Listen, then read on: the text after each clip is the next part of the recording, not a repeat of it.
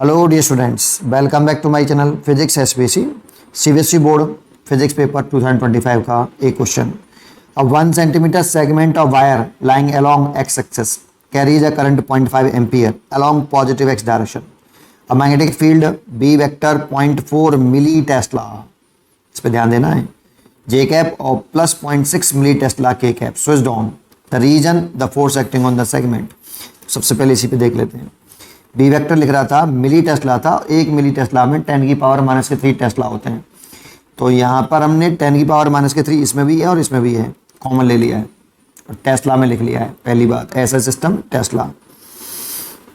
एक डायग्राम भी बना लो छोटा सा, कि एक इस तरह से ऐसे बना लो कि मान लो ये पॉजिटिव एक्स एक्सिस है और इसमें एक वायर रखा है इस तरह से, इसमें एक इस तरह से वायर रखा है और उस वायर की 1 सेंटीमीटर लेंथ पर, मान लो 1 सेंटीमीटर लंबाई है इसकी, ये वाली 1 सेंटीमीटर आपकी लंबाई है, एल हो गया ये, और इसमें करंट फ्लो कर रहा है आपका I बराबर 5 एम्पियर, करंट फ्लो कर रहा है 5 एम्पियर।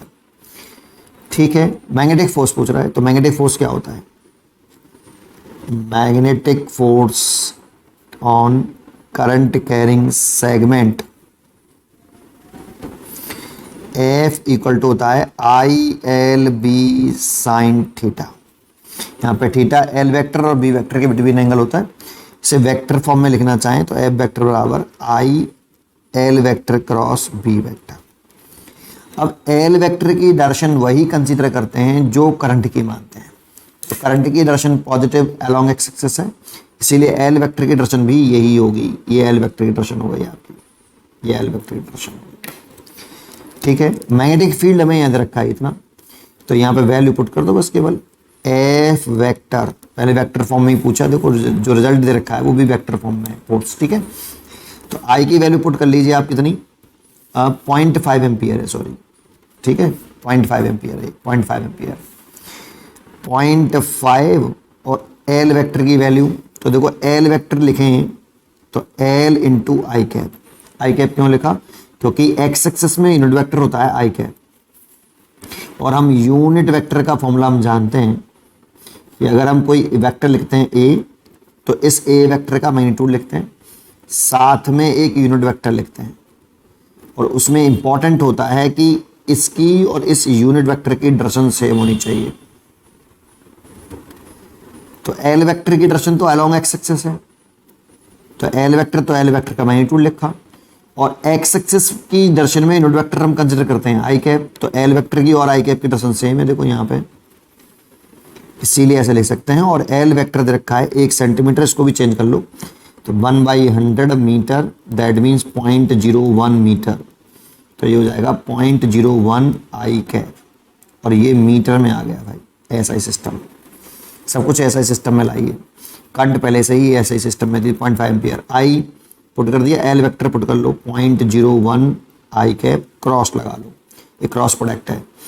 B वेक्टर पुट कर लो, 0.4 J cap plus 0.6 K cap, ऐसे, और 10⁻³ अलग कर लेते हैं, ये लो। अब मल्टीप्लाई कर लो, पहले ये 0.5 ही रहने दो ऐसे कैसे, अभी इसका मल्टीप्लाई इसमें पूरे में करना है, तो 0.101 का ऐसे मल्टीप्लाई करेंगे तो 0.004 आई कैप क्रॉस जे कैप, प्लस, जब जानते हो बहुत तीनों में आई जे के दे रखे हों तब फिर डिटरमिनेंट मेथड से करना चाहिए, अगर सिंगल इसमें है तो सीधा ही कर देना चाहिए। तो 0.01, ये कितना हो जाएगा, 0.006 हो जाएगा, आई कैप क्रॉस के कैप। देखो आई फर्स्ट पोजीशन पे है, फर्स्ट पोजीशन पे रखना, चेंज मत कर देना पोजीशन, ठीक है, और 10⁻³ अब देखो यहाँ से इस पॉइंट को हटाओगे तो नीचे 1000 हो जाएगा, इस पॉइंट को हटाओगे तो यहाँ पे भी नीचे 1000 हो जाएगा, 1000 कॉमन ले लो, तो 0.5 1000 कॉमन आ गया, ये हो गया 4 आई क्रॉस जे। अब आई क्रॉस जे को भी लिख लो साथ ही साथ, यहाँ एक ट्रिक होती है, ये ऐसे एक सर्कल बनाते हैं, वेक्टर में पढ़ी होगी आपने, कहीं पे भी 3 पॉइंट ना दो, इन तीनों पॉइंटों में कहीं पे भी आई जे के लिख दो, जो आपको मर्जी लगे। मैंने लिख दिया आई यहाँ, जे यहाँ और के यहाँ। अब आपका ABCD में सबसे पहले आई आता है, उसके बाद जे आता है, तो एरो ध्यान से लाना, आई से जे, जे से के, ऐसे ये एरो बना लेते हैं। अब हमें देखो क्या निकालना है, आई क्रॉस जे, तो आई से जे की तरफ घूमो शॉर्टेस्ट पाथ से, तो आई से जे की तरफ चलना है। देखो ये शॉर्टेस्ट पाथ है और ये लॉन्गेस्ट पाथ है आई से जे तक जाने का, तो हमें शॉर्टेस्ट पाथ से जाना है आई से जे, ठीक है। अगर इस एरो की डायरेक्शन में चल रहे हैं तो प्लस आएगा, तो ये तो प्लस आया, और बचा हुआ आता है के कैप आएगा, तो आई कैप क्रॉस जे कैप की वैल्यू आएगी प्लस के कैप, तो इसकी वैल्यू मैंने लिख दी के कैप प्लस का। अब आई क्रॉस के करो, तो आई से के की तरफ शॉर्टेस्ट पाथ से चलो, आई से के की तरफ, तो देखो आई से के ऐसे चलेंगे तो लॉन्गेस्ट पाथ हो गया, और ऐसे चलेंगे तो शॉर्टेस्ट पाथ हो गया। और इस एरो के अपोजिट डायरेक्शन में चल रहे हो तो नेगेटिव आएगा, और एरो की डायरेक्शन में चल रहे हो तो पॉजिटिव। तो आई कैप क्रॉस के कैप करोगे तो एरो के अपोजिट डायरेक्शन में चल रहे हैं, इसलिए माइनस, बचा हुआ क्या है जे, तो जे आएगा।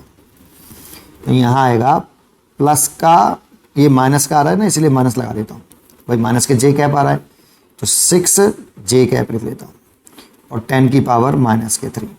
अब देखो ये प्लस के 3 है, 10 की पावर ऊपर ले जाएंगे तो माइनस के 3 हो जाएगा, और 5 का मल्टीप्लाई कर दो 0.5 का, 0.5 मल्टीप्लाइड बाई 2 4, तो 2 के कैप हो गया, और इसमें माइनस का 3 जे कैप हो गया, और ये वाला ऊपर ले गए तो 10 की पावर माइनस के 6 है ना। चाहो तो इसे उसमें ऐसे लिख दो माइनस के 3 जे, ऐसा फॉर्मेट में दे रखा है उसमें चॉइस में, इसीलिए ऐसे लिख रहा हूँ 2K, और 10 की पावर माइनस के 6 न्यूटन।